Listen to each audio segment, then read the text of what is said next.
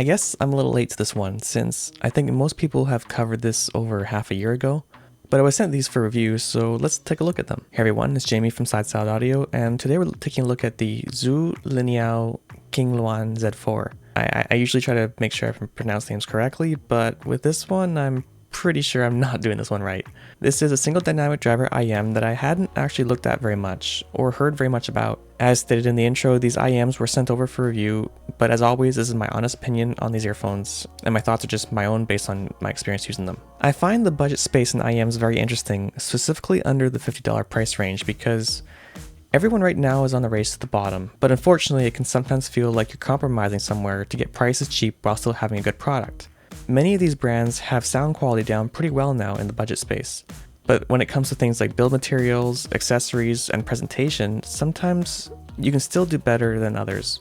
You might say that it's just an earphone and it doesn't matter what it's made of or how it looks, but I really do think that how a product feels in hand, and even just the unboxing experience, can affect how someone experiences a product psychologically.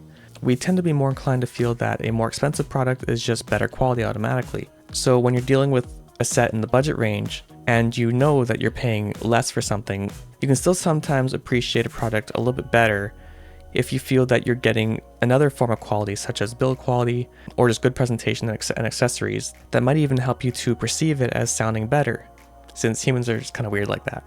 And that's somewhere where I think that this IEM excels quite well.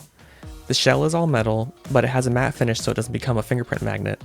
The cable feels quite decent as well. It's a bit of a thicker, medium weight build, and it comes with a case that's actually quite nice considering the price. It's able to secure the IEM safely, but it's also thin enough that you can put it in your pocket, although it is still a bit of a tight fit. The IEMs are also presented to you in a nice manner with a matte black cardboard box that opens with the magnetic clasp to reveal everything displayed nicely, similar to what you might find in some more expensive IEMs in their packaging. It also comes with 3 different types of ear tips, each with the standard 3 sizes.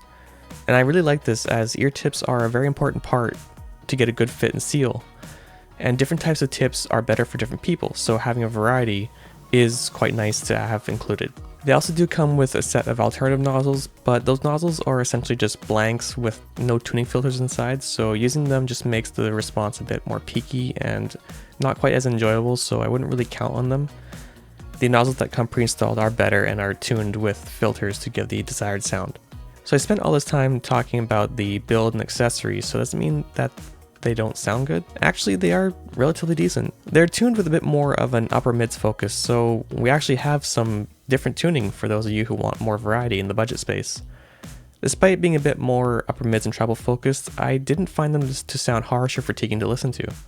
Some other IEMs that have even more bass to help balance out the upper mids, I have found to have more fatiguing treble when listening to them than when compared to these. It ends up giving an overall presentation that brings out some smaller details in the treble, and instruments such as hi-hats and snares are emphasized more up front. I think that even though it has less bass than some other IEMs, the treble emphasis also helps things like the bass kick to sound more punchy or snappy, since bass instruments have elements that are also in the treble and higher frequencies.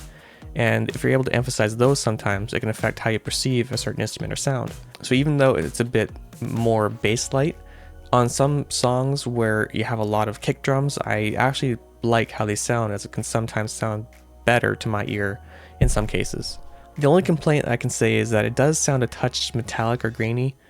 It's one of those things where it's not a big issue when just listening to the IEM throughout the day, but when I'm comparing directly with something like the EM6L, which has a better treble in my opinion, and that ends up sounding a lot smoother, whereas this sounds just a touch rougher and slightly artificial. I don't think it's a deal breaker, especially when this is half the price point of the other one. In conclusion, I do think that the standout feature of this IEM is this build and accessories, along with that having a slightly different tuning that is still viable and might end up suiting someone's preferences more than say something else. So in that case, I think that this IEM is a decent option if people want something like that.